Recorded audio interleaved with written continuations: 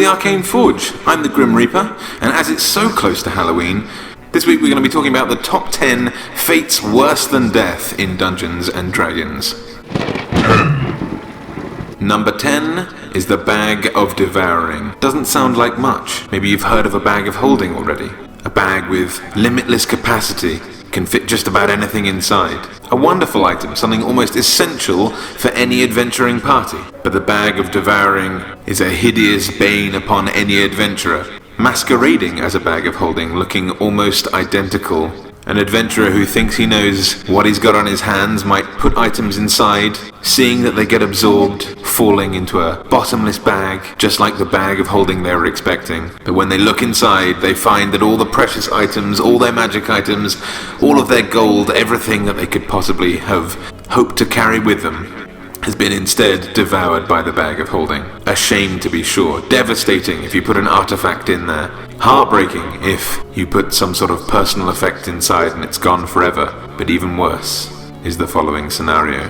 Bags of holding are known to have a certain capacity for air. In certain circumstances, it might be useful to put a pet, a familiar, a friend, or even yourself into the bag of holding just to survive for a few seconds. Of course, the fate worse than death is if you happen to put one of your loved ones, or put a tiny, defenseless little pet inside the Bag of Devouring instead by accident. You think you've saved them, but really you've sealed their fate. 9.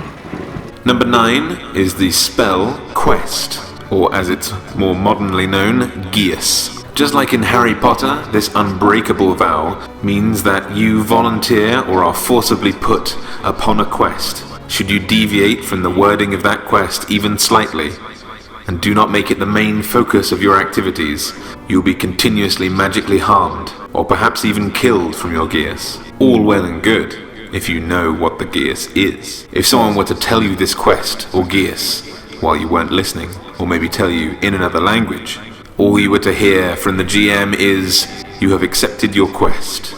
You might find yourself burning to death, slowly over time, desperately trying to figure out what the hell you're supposed to be doing. At the best of times, a quest or a Geas could be a marvelous adventure. It could even be as mundane as, for the next 300 days, you must tend to a farm, or ferry water from a well back to a village, over hundreds of miles on foot. But if you didn't hear what your quest was, if you didn't understand it, the quest could be to butcher your own family, to sell all of your possessions, to turn your party into the local authorities. You must. Failure to do so could mean death, remember. 8. Number 8 is dimension hopping. Not just realms, but imagine all the limitless possibilities that there are in the universe, all the wonders, all the many versions of reality that could have occurred. Perhaps you have leveled for many, many years in a campaign as a particular character, say a cleric or a paladin, absolutely believing in your chosen deity, in your righteous path. Imagine then, if walking through a portal, you find yourself in a strange land. Turning around, the portal closes behind you. You and your party seem fine, but you feel empty inside. When you next try and cast a spell, nothing occurs. Because in this reality, the gods of your worship have either died or have never existed. You are essentially a really, really bad fighter with no magical capabilities or blessings whatsoever at your disposal. Your character is essentially ruined. You must start from scratch. 7. Number 7 is the 9th level spell, Imprisonment, and also its counterpart in the Deck of Many Things. This spell lasts until dispelled, or in the case of the Deck of Many Things, in case a wish is fulfilled and granted, or in the event of adventurers somehow managing to find you. Once imprisonment is cast upon you, you do not breathe, you do not eat, you do not sleep, and you do not age, but you are aware, constantly, ceaselessly, of your binds, completely unable to remove yourself from them. You could be buried, entombed underground, chained to the ground and walls, transported to another dimension, or trapped inside a precious gem. Whatever cruel fate your imprisoner has decided for you, you are trapped there until they see fit to remove you from it. Perhaps they die. Perhaps they live to a ripe old age and never remove you from your imprisonment. The many centuries, the many millennia, waiting arduously as every second ticks by, unable to do, move, or say anything, forever watchful of the nothingness that surrounds you. Constantly dangled in front of you is the concept of hope that someone might be able to free you. That freedom may never come. 6.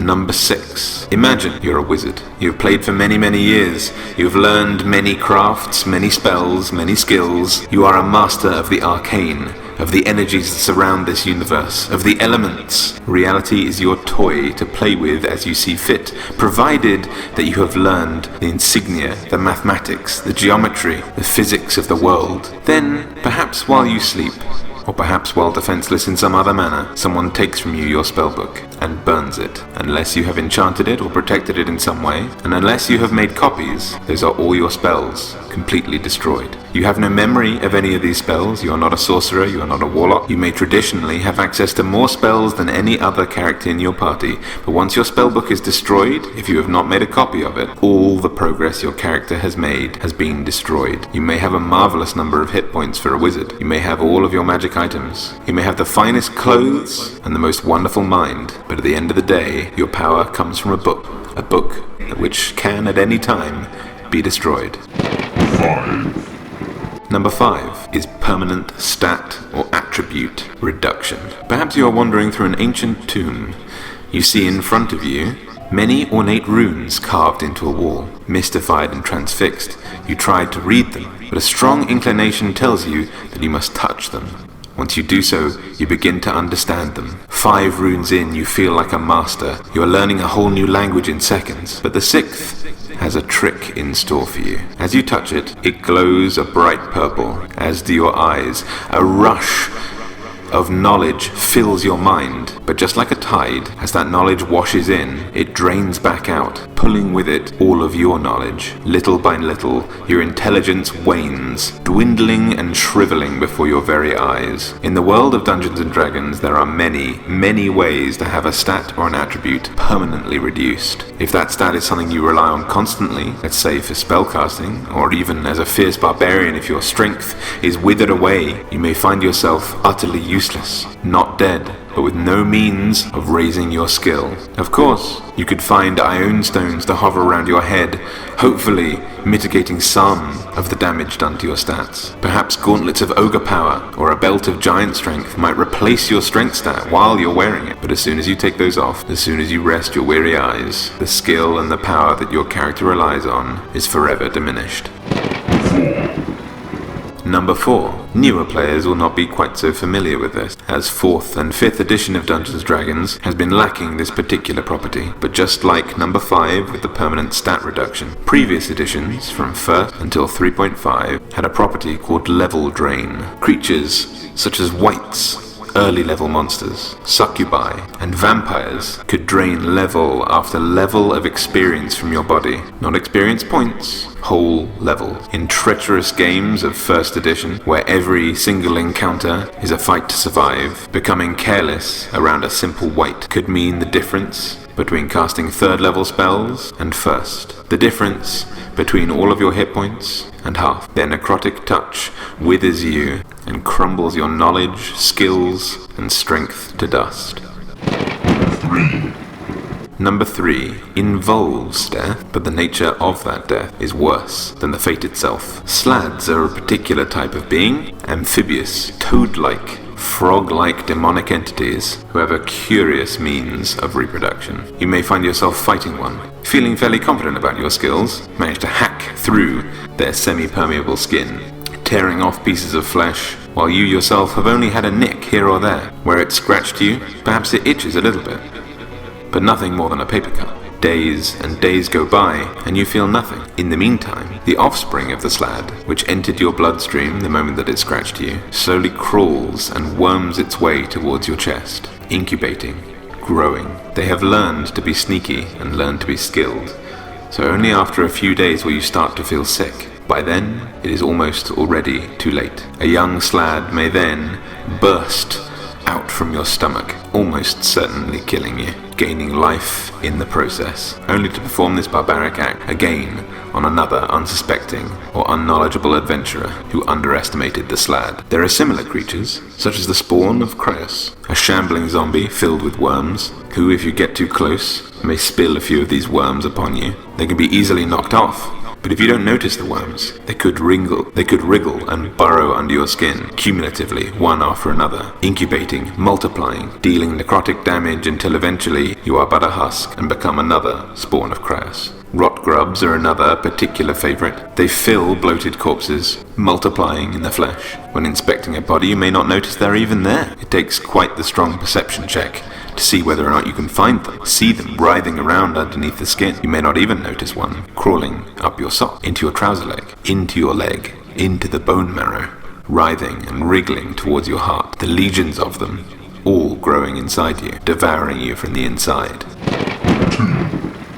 Number 2 takes place after death. None of us can be certain what happens after we die, but in the world of D&D, there are alternatives. Resurrection is one option, but often this comes with a heavy toll. Certainly in earlier editions, there are tables and charts to consult. In the event of tampering with life and death, or with restoring limbs, you could very happily be resurrected, only to find that your limbs are necrotic and still dead. Only a portion of your soul returned to them. Limbs on backwards, genders reassigned. Your species could be altered. You could be permanently enfeebled, damaged beyond the hope of becoming an adventurer. Perhaps you took that one arrow to the knee, and forevermore your kneecap is in shards. Your life as an adventurer is over, but you are resurrected and reminded of tabletop escapades and their character Moof, who had his brain eaten by a mind flayer and illithid. His friends rallied to him and managed to resurrect him, but in the resurrection process, his brain was not returned to him, only a small stem, forever trapped in his body, breathing faintly, potentially aware of his surroundings, constantly in suffering. Be careful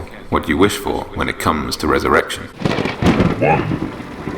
And number 1, the worst fate, even worse than death, in the many planes of Dungeons and Dragons, is the spell Wish. For many, the ultimate aim of any wizard. People will quest for their entire lives just for the hope of being granted a wish. Seek out genies, seek out gods, all hoping for a wish. But a wish's power is its own undoing. You can ask for anything, but you must be 100% careful of your wording of that choice, for ironic twists are rife in the world of wishes. You may wish to become the most powerful wizard of them all, at which point all other wizards, all of your friends, vanish from existence. Perhaps you are reduced to a first-level wizard. You would still technically be the strongest of them all. Perhaps you wish to be immortal. Is a diamond not immortal? It does not live, it does not die, but it surely will not erode. Do you wish to be famous? How did you acquire that fame? Perhaps you are the most notoriously evil person in the entire world, committing sins so barbaric that all of the entire world have heard of you and your dastardly exploits. Perhaps you ask for a loved one to be returned from death. You blink, you understand that your wish is granted, but you do not see them, for they have been transported to another plane of limitless torture. They are alive, for now, but you will never see them again. Perhaps you wish to keep it simple. You ask only for a back rub. Who provides this back rub? Is it a festering, bloated zombie, necrotic and haggard, stinking, its limbs falling off as it does so? Perhaps it's an ordinary person, but where did they come from? Were they taken from their family? Were they a doctor in the middle of a vital surgery, and they have been transported here? Whatever you wish for, you must be careful, for it could have universe-spanning consequences that you would have to live with. Truly, a fate worse than death for not just you, but all those who remember or live in whatever world you have created by casting that spell. I hope you enjoyed this video. I need to get back to reaping. But if you did enjoy it, make sure to leave a thumbs up, favorite this video, and also subscribe for more content like this every week. Can you think of something worse than those mentioned on this list? Leave a comment down below or on any of our social media. We've left links in the description.